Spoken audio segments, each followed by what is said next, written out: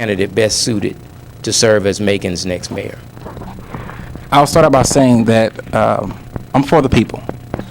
I don't have a political background, which to me is a good thing because I'm not disconnected from the people, from the everyday person that wakes up and works a 9 to 5, send their children to school in hopes to be home to put dinner on the table. I'm aware of that. I understand people, I understand families, I understand children. As a substitute teacher for the Board of Education for 4 years, I've had opportunity to work with those kids that are living in poverty areas. As a firefighter for 5 years, I've had opportunity to serve the people of this great city and put my life on the line. And I offer my life once again before you to serve you all. As a first lieutenant in the Georgia Guard, leadership is key thing.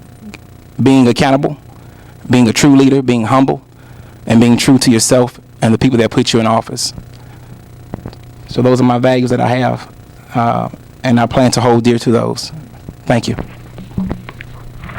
Okay. Mr. Ellis, do I need to? No.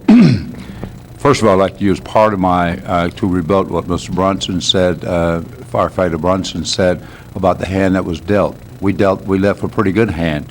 We left a $37 million hotel funded in place with a memorandum of understanding that 30% of that money would go to women and disadvantaged or minority-owned businesses. From what I understand, less than $100,000 of that money went to women and minority-owned businesses.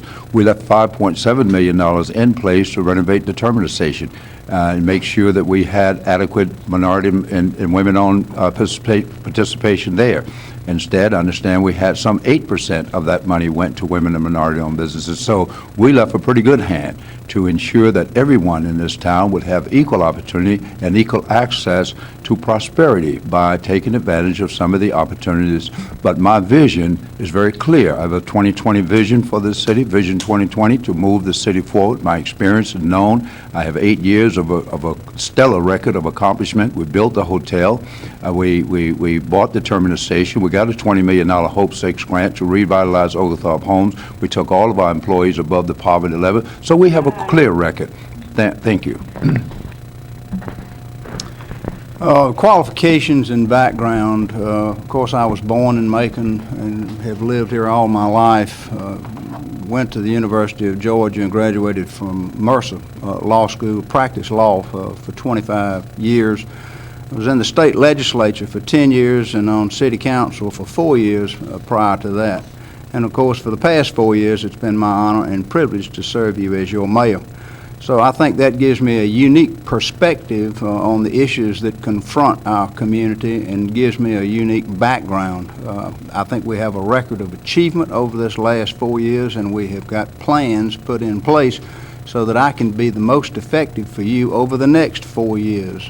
Who do you think brings the best vision for the city going forward, the most positive vision going forward, and can project the best image for our community and of our community going forward?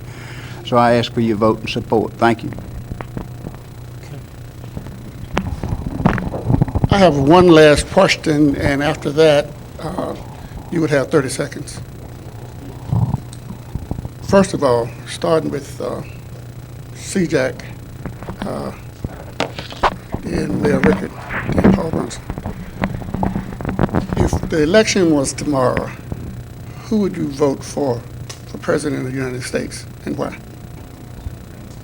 If the election was tomorrow? The U.S. election for president. That's a no-brainer. I would vote for President Obama. I would vote for him for several reasons. Number one, he has a vision, he has the intellect, and he has a record of accomplishment. He's accomplished more in these 3 short years than we could ever imagine a man would be able to accomplish with a lot of opposition.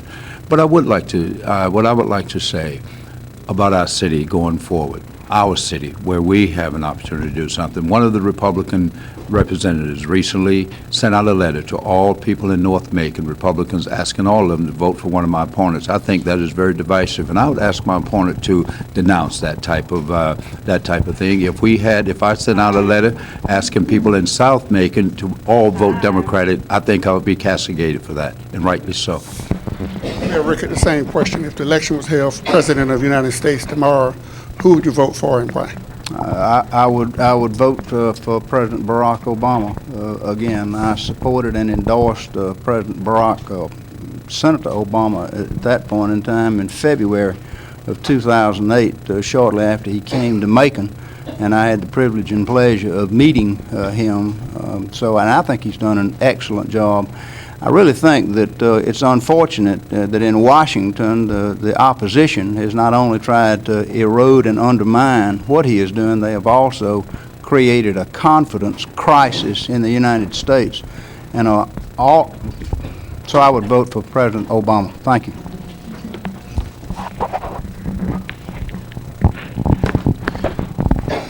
As a young man and looking up to President Obama, I would vote for President Obama. Some of the key things that I've learned as far as watching him is that he's humble. He's willing to work across the table. He's willing to work. He's trying his best to do what he can in the position that he's in. And I would take those same traits and do my best to move this city forward to a better level, a higher level, and create jobs and create opportunities for our young people and older individuals to progress in life. Thank you. Closing statement, 30 seconds, starting with you. Back on me. Yeah, back on you. Name is Paul Bronson. As I said before, I bring to you new leadership with a new vision for a new city. I want to focus in on the east side of town to bring in different restaurants, i.e. Joe's Crab Shack, Ruby Tuesdays, things along those lines. I want to focus in the Westgate area to bring in Dave & Buster's, a run and shoot for our kids to come and play in. And I would like to also see an educational center that is open and free for our kids to come as a safe haven.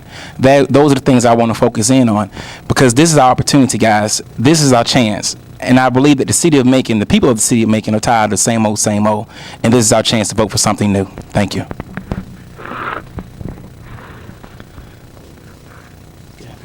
Um, 4 years ago, when I ran for mayor, I said I wanted to do things a new way. I wanted to do them together for a change. And I stand today to tell you that I'm proud of the progress that we've made by working together collaboratively. We have made progress on the issues that confront us, bringing jobs, housing, revitalization. And it's going to take all of us working together, Mr. Ellis, going forward. So, no, I don't denounce anybody for requesting others to support me. There is no contested Republican primary this year. So for Republicans to come and vote in the Democratic primary and vote for me, no, I don't denounce it, I welcome it. I think we all know that those are code words. We know what those code words are about, and I think we should face them head on.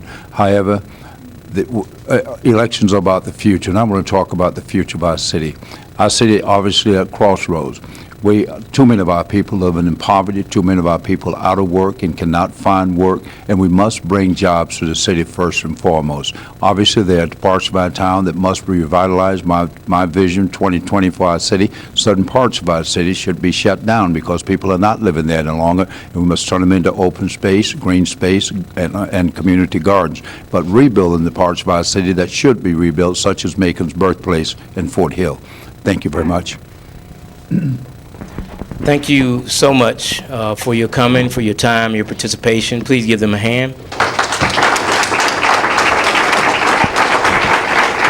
And also give yourselves a hand for coming out today.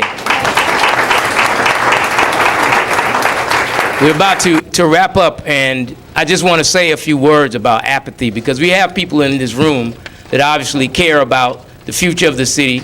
They care enough to get involved. And when somebody is apathetic, right before we pass on, right before we leave this world, we're full of apathy. We don't care anymore. We have no more desire to live. That's when the spirit is gone. And that's a sign of a dead people and a dead city.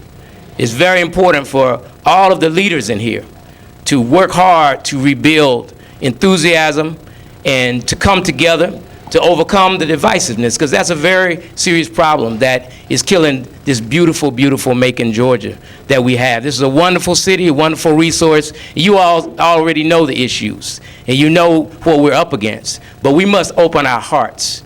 It is a time in which we must open our hearts from whatever our spiritual path is, and that's the source of it, our spiritual guidance. Open our hearts to people, black, white, brown, red, yellow, whatever the color, whatever the background.